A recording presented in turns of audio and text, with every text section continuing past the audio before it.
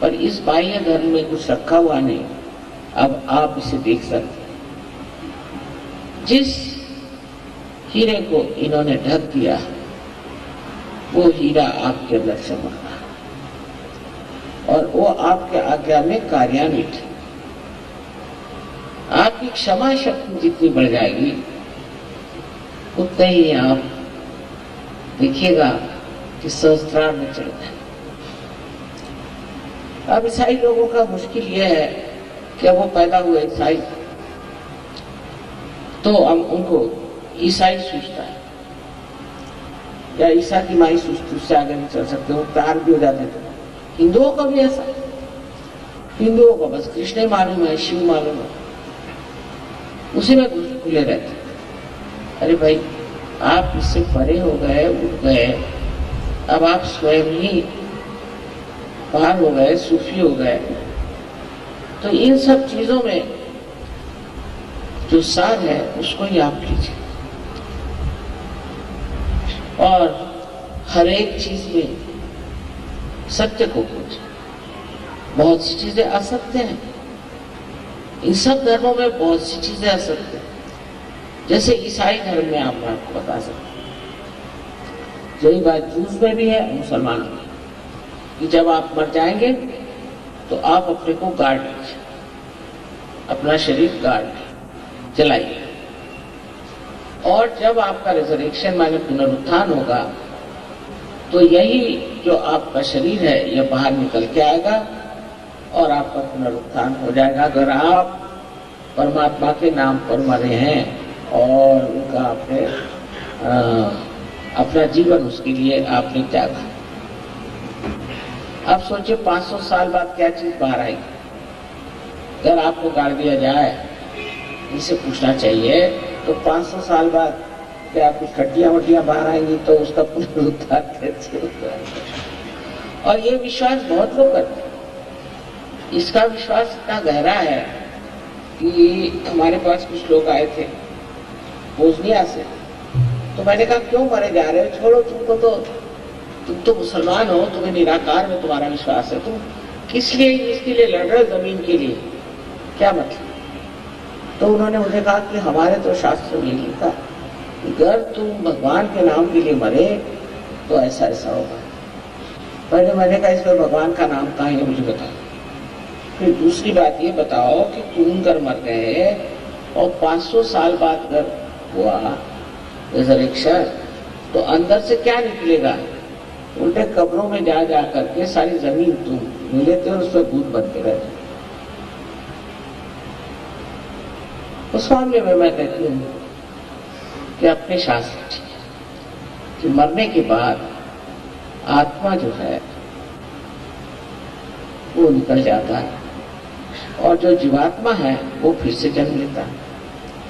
वो तो ठीक बात है, क्योंकि जीवात्मा मरता है, लेकिन शरीर 500 साल बाद उसका पुनरुत्थान होगा, ऐसी बात का विश्वास करना महामूर्खता है।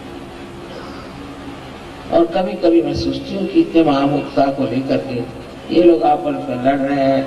आज इसराइल में मारामारी हो गई तो कल और जगह हो गई, हर जगह एक आफत मची हुई है धर्म को लेकर। जहां जाओ वहां धर्म से झगड़ा ही हो रहा है। मैंने कल भी बताया था कि कोई सा भी धर्म अलग नहीं, सब एक से एक जुटे हुए हैं। और ये तो खुद ही दिखाई देता है कि सभी लोगों ने उनसे पहले हुए लोगों का वर्णन किया। फिर ये झगड़ा क्यों, ये लड़ाई क्यों? इसलिए कि कुछ लोग हैं वो अपने को कहते हैं हमारी मक्तेदारी, हम धर्म मानकर नहीं, और जो कह गए उसके उल्टा। अब आप सोचिए कि ईसा मसीह ने एक बहुत बड़ी बात कही कि मैं तो ये कहूंगा कि तुम्हारी आंखों में निष्पापता है। जैसे कि अंग्रेजी में उल्टी बात हमेशा कहते हैं, तो thou shalt not have adulterous eyes। कितनी सूक्ष्म बात है।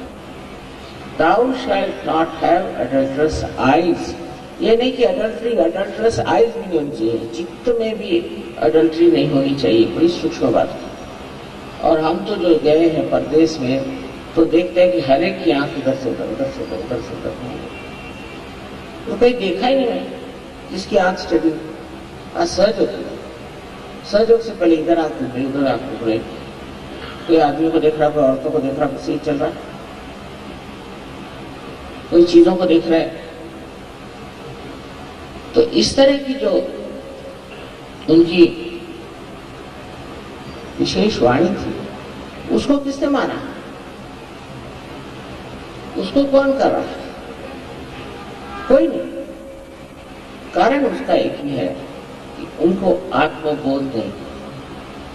अगर उनको आत्मबोध हो जाता तो वाकई में मैंने देखा है इन लोगों को, जब परदेश में भी आत्मबोध हो जाता है तो इनकी आंखें भी बिल्कुल स्थिर हो,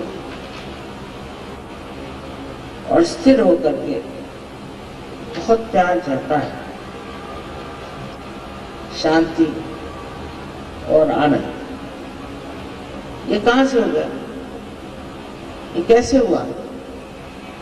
क्योंकि जो आंख में विकृति आई थी वही निकल गई, तो आंख शुद्ध हो गई, निर्मल हो गई। जो ईसा मसीह ने कहा ऐसी आंख हो जाती। और उन्होंने जो कहा था वो कहने से थोड़ी हो सकता था।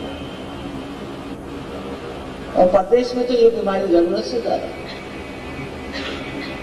तब हम लोगों को क्या समझ में आता है कि जो कुछ उन्होंने कहा वो हम कर नहीं पाते। हर एक धर्म में ऐसा, कोई सा भी ऐसा धर्म नहीं है जिसमें लोग कहते कुछ है और करते कुछ है। कारण वो समर्थ नहीं, माने जो है उसका अर्थ नहीं है सम अर्थ। कोई कहेगा मैं सिख हूं लेकिन शराब पिएगा, कोई कहेगा मैं ईसाई हूं, उसकी आंखों में गंदगी भरी रहेगी, कोई कहेगा कि मैं जैन हूं और वो कपड़े की दुकान बनाएगा, कोई कुछ कोई कुछ। जो नहीं करना वही करेगा। इसका कारण यह है कि हमारे अंदर अभी वो धर्म उतरा नहीं और जागरूक नहीं हुआ, पर सहयोग से ये जागरूक होता है। ये होने के बाद, अपार होने के बाद, आत्म साक्षात्कार होने के बाद अगर आप उसका मान नहीं रखेंगे और उसमें आप अपनी प्रगति नहीं करेंगे तो आपको न जाने क्या क्या तकलीफें हो सकती, और इससे पहले जो तकलीफें होती है वो आपको महसूस नहीं होगी, आप बहुत हो, क्योंकि अब आप संवेदनशील हो गए, सेंसिटिव हो गए। इसलिए समझ लेना चाहिए कि हमने जो इतनी बड़ी चीज पाई है उससे हम अलंकृत हो, उससे हम सज गए। अब हमें अपने वैभव में और अपने गौरव में उठना चाहिए। जैसे ईसा मसीह जब कब्र से उठे थे तो और भी खिल गया था उनका चेहरा, उनकी बातें और भी सुंदर हो, और भी खुल के वो बातें। इसी प्रकार हमारे लिए एक वो बहुत बड़े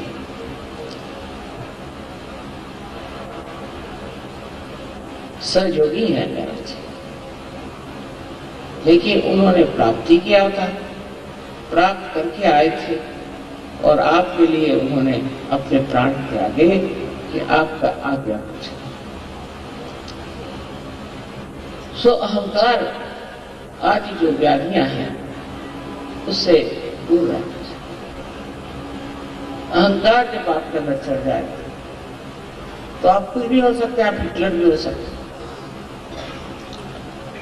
अपनी ओर नजर करने से आप समझ जाएंगे कि आप न जाने क्यों अपने को पता नहीं क्या समझ रहे हैं, और कुछ तो भी समझ करके दुनिया भर में आप छा रहे हैं।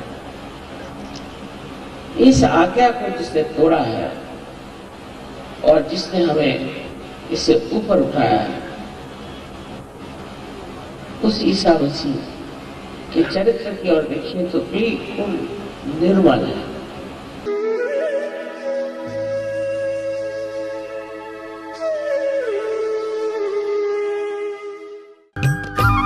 सब्सक्राइब कीजिए कुंडलिनी जागरण को और प्रेस कीजिए बेल आइकन को, जिससे कि आपको मिल सके हमारी लेटेस्ट वीडियो सबसे पहले।